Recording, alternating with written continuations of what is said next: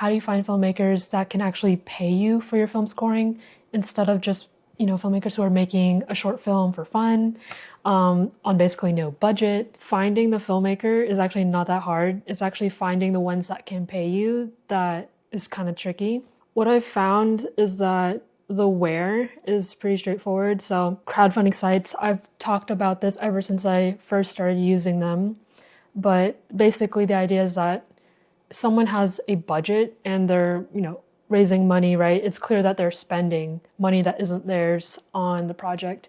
And in my experience, that has tended to work out. I always got paid on the projects that I found on crowdfunding sites, but I know that's not always the case. And I've heard about this from a couple of you guys. But basically, I think it comes down to really narrowing your focus to filmmakers who have good taste and are doing high quality work, and they have a track record of making films good quality in the past. And then also, is there like commercial or industry value for the kind of work that they're doing? So for example, your typical run-of-the-mill drama or coming of age short film. There's plenty of those out there. And what makes it really interesting is that you can do it for basically nothing. You can hire your friends to be the actors and all these things. And those are wonderful ways to start a project. But as a film composer, that's not really a good sign. Like if I were starting over trying to get experience, I wouldn't really care too much about that. I just want to have a relationship with this director.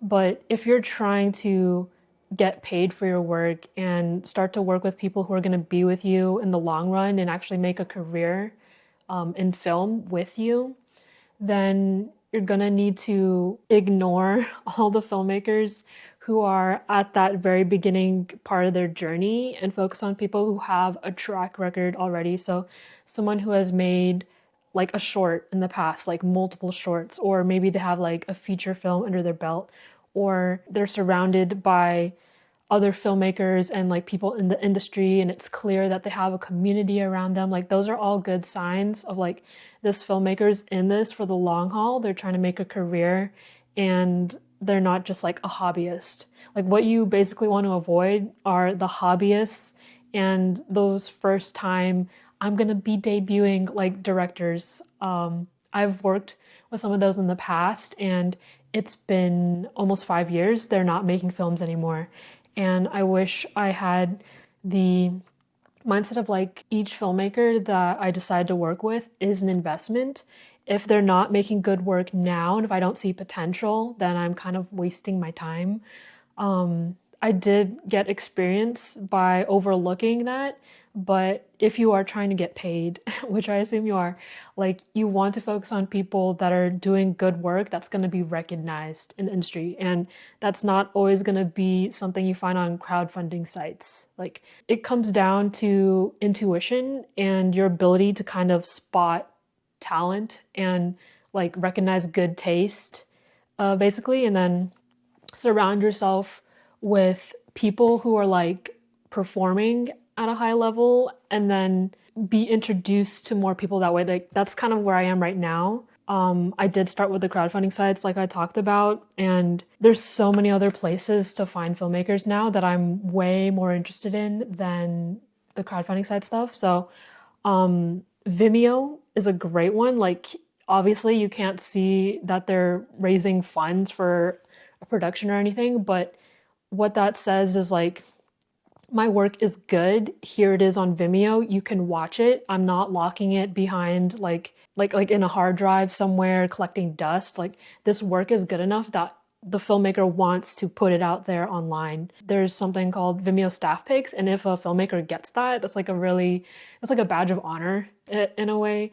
And those kind of filmmakers, they tend to have work that has been through really big film festivals. And so what that says to me as a film composer is like, hey, this filmmaker has been recognized for their work. It's good. They have good taste. And they're probably going to get support for a bigger project when they need it, or at least they're more likely to. So the way that a filmmaker in that world is going to treat hiring people onto their project, including filmmakers, is going to be so different from the crowdfunding, like, oh, friends and family, please share this link. Like, it's gonna be like a night and day difference. And then the less obvious places to find filmmakers that can pay you would be like film organizations, people who are signing up to be part of a community and have their name put in a directory that is available to the public. Like that is something that really interests me right now. And then things like backstage, where you have recruiting for like different positions and like acting and stuff. Like if those are paid, which most of them are, then that signals to me as a film composer like, hey, they are really trying to gather as many resources as possible, and people onto this project, and they're paying. So that might indicate that they have enough funding to invest in a film composer. So, and then less obvious, once you've been working in the industry for a little while, maybe you have like 10 credits or something, then you can start to use IMDb to look at the projects you've worked on and then find mutual contacts or people that you haven't really introduced yourself to yet. And there's a good chance that if you worked on a project that was paid and like you really liked it and it was like great and everything, that you can use the connections you have within the crew list to then find more opportunities, because like you already kind of know each other, you worked on the same project, like they're probably also going to do like a similar caliber level of project. So, and then like lastly would be crowd equity. So this is new. I came across a YouTube video, which I'll link below, but basically a filmmaker is now acting as a production company. They set up an LLC and they get investor funding, not only for their film project, but in the company, like a startup, basically. So there are some projects out there on this site called WeFunder that's pretty good for like for an indie. Like anything indie is like in the like 1 million to like couple million, like that's considered indie, but this is like way bigger than the crowdfunding stuff, which tends to be below 1 million. And it's so interesting seeing how the industry is shifting the way that films get made outside of Hollywood and get funded. Like this feels like sort of a middle ground in a way, because clearly like Hollywood has money coming in from investors and like whatever. So this is like a similar setup, but with independent filmmakers, people who aren't necessarily like in Hollywood, and maybe even people who have online audiences on YouTube, set up production companies and entertainment companies, whatever. That's worth looking into. I've shared this with some of my composing mentees, so I'm looking forward to seeing what they do with that. At the end of the day, I think knowing that each relationship that you choose to build with a filmmaker is an investment, and really taking the time to nurture that and find the right people is going to be really important for having paid work in the long haul. In terms of like how to actually do that, connecting on Instagram, like for all the platforms that I listed, like here, I'll list them again. Oops, my mic is falling out. Yeah, so all of these platforms, basically what I would do is look for the filmmakers that have like really good taste, have a track record, have like a similar level experience as me, and then really try and take the time to get to know them, watch their previous work, reach out to them on Instagram, and just take my time, because at a certain level, it's like they clearly could choose any composer that they want. Like, why would they choose you?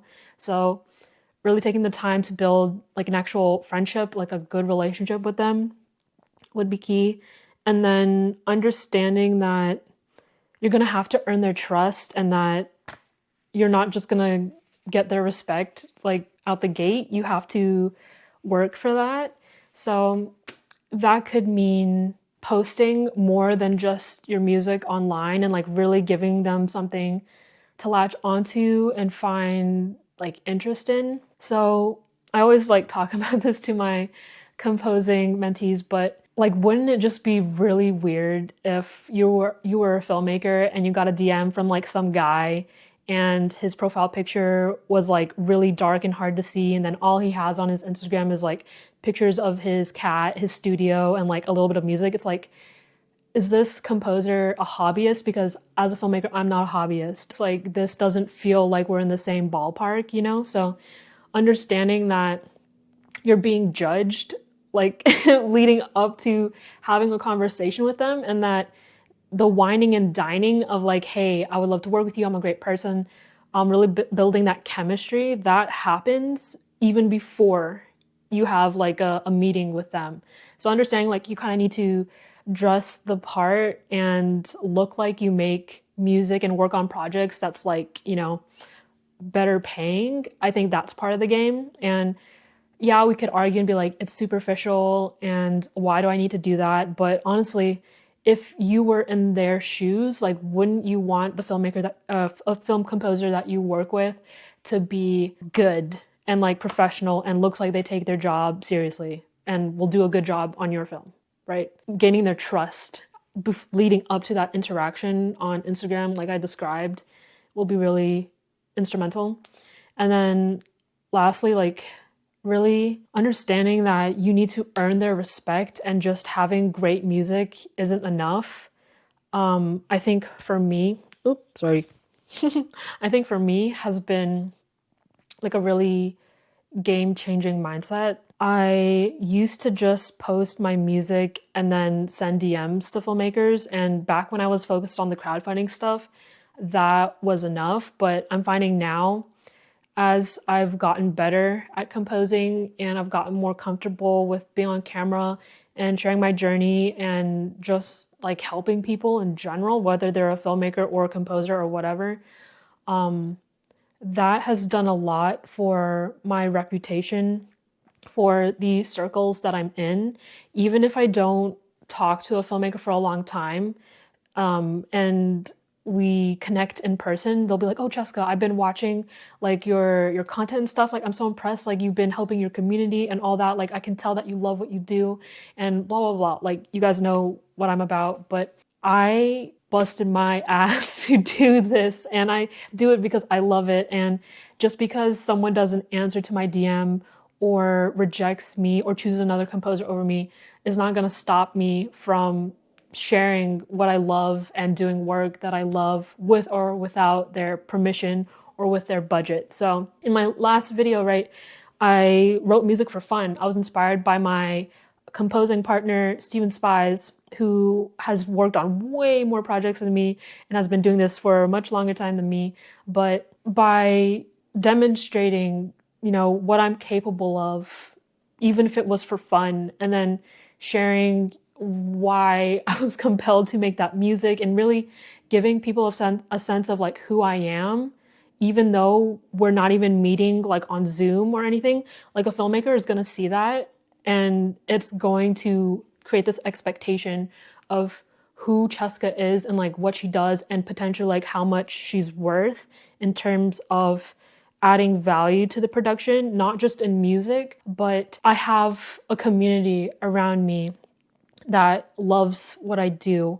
And when I work on someone's project, I'm going to shine a light on the work that I did with that filmmaker. And all of that kind of adds to the perception of what I bring to the table as a composer. I don't bring just, you know, music. That's the bare minimum. I bring you guys. I bring a relationship to the filmmaker. And it's way deeper than just you give music, you score a film. I think nowadays people want a little bit more than just another service to subscribe to or another product to purchase. Like, it's really about like who we are and what our choices say about us. And I think as film composers, at least where I am, I really strive to grow amongst my filmmakers, like really being there for them and looking at them more than just a place to get work. It's really weird, but doing that has helped me raise my prices and turn down like not paid work. All of that really feeds into your reputation. Like, I'm not known as a composer that's gonna work for free anymore. If you made it to the end of the video, drop a turtle emoji to let me know that you are in this career for the long haul and that you will slowly and steadily work your way through these challenges with me. Yeah, I made that up.